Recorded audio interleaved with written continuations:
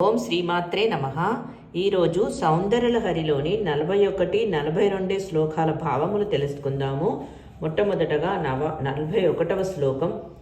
తవాదారె మూలే సహసమయయా లాస్యపరయా నవాత్మానం మన్యే నవరస మహాతాండవనటం ఉభాభ్యామేతాభ్యాముదయ విధిముద్దిశ్య దయయా సనాతాజ్ఞాం జగ్నే జనక జననీ మజ్జగదిదం.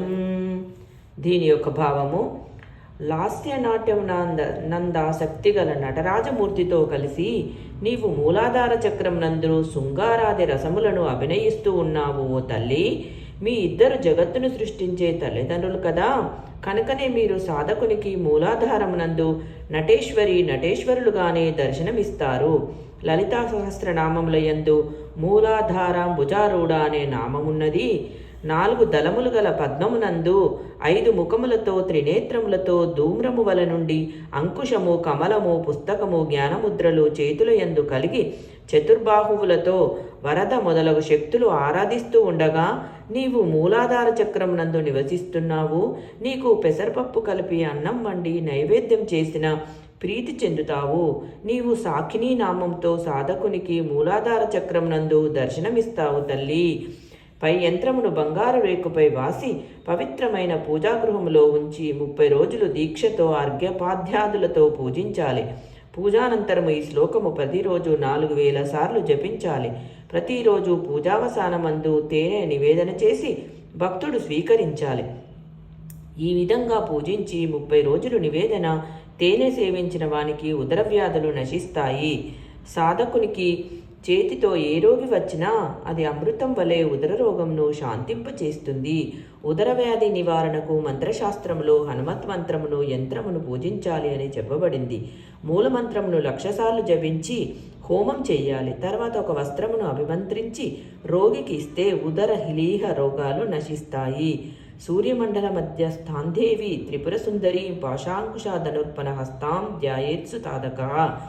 సూర్యమందుల మధ్యమందున్న త్రిపుర సుందరిని పాశాంకుశ ధనుర్బాణములు ధరించిన 4 చేతులు గల దేవిని ధ్యానించవలను. సూర్యమండల మధ్యవర్తిని అయి కెంపు వర్ణము కలిగిన దేవిని ధ్యానించిన వారికి స్త్రీలంతా వశములోనికి వస్తారు అని దీని యొక్క భావము. ఇప్పుడు 42వ శ్లోకం. గతైర్మాణిక్యత్వం గగనమణిభిః సాంద్రఘటితం కిరీటంతే హైమం హిమగిరిసుతే కీర్తయతి యః సనీనేడాఛాయా చురణచబలం చంద్రశకలం ధనుః శౌనాసీరం కిమితి ననిబధ్నాతి దిశనాం. హో హిమగిరి తనయా, ఒకేసారి 12 వెలిగినట్లు నీ కిరీటము మాణిక్యములచే మిగిలి కాంతి కలిగి ఇంద్రధనస్సు వలె ప్రకాశిస్తున్నది. నీ కిరీటం మీది చంద్రవంక సూర్యకాంత మాణిక్యముల కాంతితో దగద్ధాగగాయమానమై ప్రకాశిస్తుంది. ఈ యంత్రమును బంగారు రేకుపై వ్రాసి 45 రోజులు నిత్యము విధి విధానముగా పూజించి రోజుకు 1000 సార్లు ఈ శ్లోకమును పారాయణ చేయాలి. దేవిని సహస్రనామములతో ఆరాధించాలి. ప్రతిరోజు పూజావసానమునందు పంచదార నైవేద్యం చెయ్యాలి. ఈ ఉపాసన చేసిన సాధకుడు చేతితో మంత్రించిన చక్కెర ఇచ్చినట్లయితే ఉదర వ్యాధులు నయము కాగలవు. దేవీ ప్రసాదము మంత్రజలము కూడా ఉదర రోగాలను తగ్గిస్తాయి. లలితానామాలతో శ్రీమాత యొక్క కిరీటము అగ్నిగుండములో నుండి పైకి వస్తుంటే ఉద్యద్భాను సహస్రాభ అంటే సహస్ర సూర్యుల ప్రకాశముతో వెలుగుతూ ఉంది అని వర్ణించబడింది. కురువిందమణి స్త్రీని కనకత్ కోటీర మండిత పద్మరాగ మాణిక్యాలచే ప్రకాశించే కిరీటం కలది అని వర్ణించబడింది. హనుమంతుని విగ్రహము రాగిలోహముతో చేయించి శ్రీరామ సీతా లక్ష్మ సుగ్రీవాదుల సహితంగా నిత్యము పూజించి ప్రతిదినము లక్ష్మ హనుమంతుని మంత్రమును జపించి ఆ అభిమంత్రించిన జలముతో గాని ఔషధమును గాని ఇచ్చినచో సమస్త రోగాలు శాంతించి ఆరోగ్యవంతుడు కాగలడని మంత్రశాస్త్రములో చెప్పబడింది.